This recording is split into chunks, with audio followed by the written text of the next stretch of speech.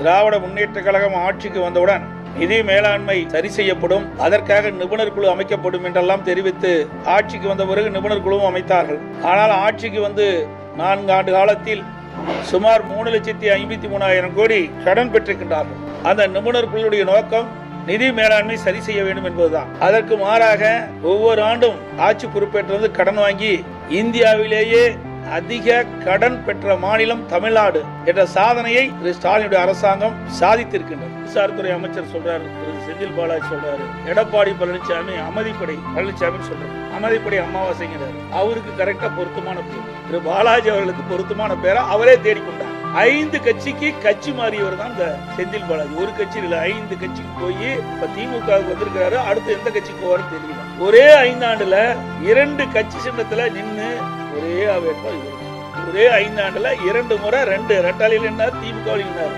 அப்படி பெருமைக்குரிய மனிதர் தான் பேசியிருக்காரு. இதே செந்தில் பாலாஜி மறந்து பேசுவார் என்று கருதி, நான்கு அம்மா இருக்கின்ற பொழுது ஒரு அமைச்சராக இருந்த பொழுது சட்டமன்றத்தில் மறைந்த திமுக தலைவர் கருணாநிதி பற்றியும் அந்த கட்சி பற்றியும் அந்த கட்சியில் இருக்கிற முக்கிய நிர்வாகிகளை பற்றி என்னென்னலாம் சட்டமன்றத்தில் பேசுகிறார் என்று சபை குறிப்பில் இருக்கிறத நீக்கவே முடியாது. அது மறந்து பேசிட்டு இருக்காரு. இன்னொரு மந்திரி திரு சேகர் பாபு அவர்கள், அவரும் பேசிட்டு இருக்காரு, அமாவாசை பற்றி பேசிட்டு இருக்காரு.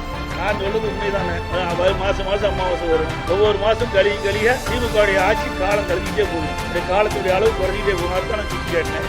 அவர் மட்டும் என்ன, ஆளுங்கட்சியா இருக்கும்போது திமுகவை எப்படி விமர்சனம் பண்றாரு என்று அவைக்குறிப்புல இருக்குது. அதெல்லாம் மறந்து பேசிட்டு இருக்கிறாங்க. இதெல்லாம் அரசியல் வியாபாரிகள், அரசியல்வாதிகள், அரசியல் வியாபாரிகள். உண்மையான அரசியல்வாதியா இருந்தா அந்த கட்சி இந்த கட்சியிலே இருக்கணும். மக்களுடைய பிரச்சனை வருகின்ற பொழுது மக்களுடைய பிரச்சனையை அரசுடைய கவனத்தில் கொண்டு சென்று அது பிரச்சனை தீர்ப்புதான் எதிர்க்கட்சியுடைய நிலைமை. நாங்க பிரச்சனை சொன்னா எங்க மேல வேணும்னு பழி சுமத்து, அது நல்ல அரசுக்கு ஆரோக்கியம். இன்னைக்கு விளக்கு எரிகின்ற பொழுது தூண்டி விட்டா பிரகாசமா எரியும். அப்படி ஒரு ஆட்சியில் நடைபெற்ற குற்றங்களை பிரதான எதிர்க்கட்சி முறையில் நாங்கள் சொல்லுகின்ற பொழுது அதை ஆய்வு செய்து அதில் என்ன தவறு இருக்குது அதை சரி செஞ்சா மக்கள் நல்ல பேர் கிடைக்கும். அதெல்லாம் விட்டுட்டு நாங்கள் ஏதாவது ஒரு குறை எடுத்து சொன்னா எங்க மீது உடனே பழி சுமத்து, உடனே கள்ள கூட்டணி நேர்கூட்டணி வேண்டாம். நாங்க நாடாளுமன்ற தேர்தலில் வேண்டாம்னு போட்டோம். உங்க மாதிரி என்ன உடனே எதிர்கட்சியா இருக்கும்போது மாண்புமிகு பாரத பிரதமர் தமிழ்நாட்டுக்கு வரும்போது கருப்பு போலன்னு விடுறீங்க. அவர் பிரைம் மினிஸ்டர் ஆகி நீங்க ஆளுங்கட்சி ஆன பிறகு உங்களோட தவறையெல்லாம் மறைப்பதற்கு தங்க மேல ஏதாவது வழக்கு போட்டு வந்து பயந்துக்கிட்டு வெள்ளக்கொடி பிடிக்கிறீங்க.